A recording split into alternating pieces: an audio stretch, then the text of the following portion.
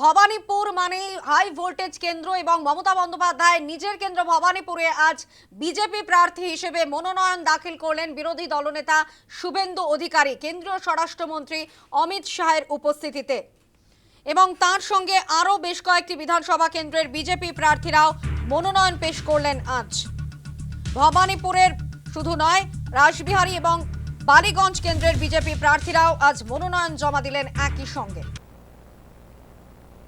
আমি শুভেন্দু অধিকারী পশ্চিমবঙ্গ বিধানসভার একটি আসন পূরণ করার উদ্দেশ্যে মনোনীত হয়ে ঈশ্বরের নামে শপথ করছি, আমি বিধি দ্বারা প্রতিষ্ঠিত ভারতের সংবিধানের প্রতি সম্পূর্ণ শ্রদ্ধা ও নিষ্ঠা জ্ঞাপন করব এবং আমি ভারতের সার্বভৌমত্ব অখণ্ডতা অক্ষুণ্ণ রাখব।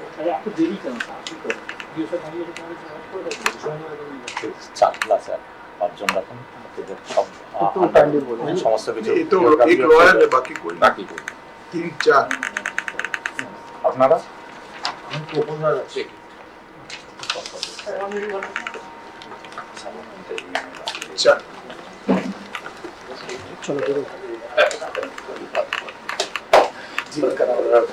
চলো